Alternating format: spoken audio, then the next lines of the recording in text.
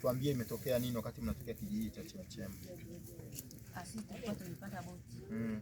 Tunaelekea boti ndogo. Sasa tulipofika huko katikati upepo ukaanza.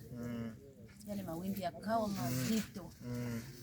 Sasa hapo tumeshindwa jinsi ya kusaidia kwa sababu tumechota maji na manguangu tumeshindwa.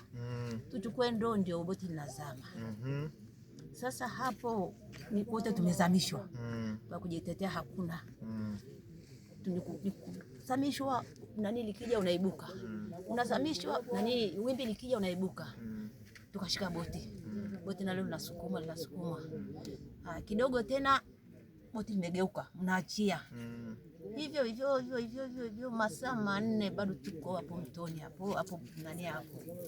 Ndio pakajitokeza kijana mmoja. Alipokuja kijana ndio akaweza kutusaidia. Baada ya ule mwenzake aliyetusaidia sisi, maana na alikuwa amechoka, maana alipambana sana. Lakini basi tu ndio hivyo sasa ni yeye mwenyewe. Na anayewasaidia ni kama sisi sasa sisi wenyewe sasa nguvu zimeisha. Basi alipokuja ile kijana ndio akatusaidia pale kutuokoa, akatupandisha kwenye boti lake. Basi ndio akatuvusha akatuleta huko. Na ni manusura mko wangapi? Manusura tuko watu 5 na watoto 2. Maana wale waliofariki alikuwa mmoja wa kwanza ndio. Jina unayajua? Huyu mmoja anaitwa Karen. Haya. Huyu mwingine anaitwa Ngonyani. Huyu mwingine huyu akakakika akalipopona kenyewe. Yaani jina lake linaniletea shida lakini nilikuwa namfahamu. Haya.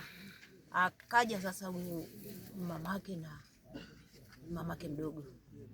Ndio basi wameishia huko sisi tukaona. Pole sana. Asante sana. Asante. Mwenyezi Mungu yuko na nyie. Mnasali dhehebu gani? Tunasali TAG. Kijiji mnasema kijiji gani? Kijiji cha Chemchem. Na mko mtoka Chemchem mnaenda kijiji gani? Tunaenda kijiji cha Mikocheni ndogo. Kwa ajili ya hizo shughuli za kiinjilisti, masuala ya kongamano ambayo ilikuwa linafanyika kesho. Leo hii. Kwa hiyo kumbe toka asubuhi. Tangia asubuhi tumetoka nyumbani kwenye muda saa ngapi? Saa 2:30.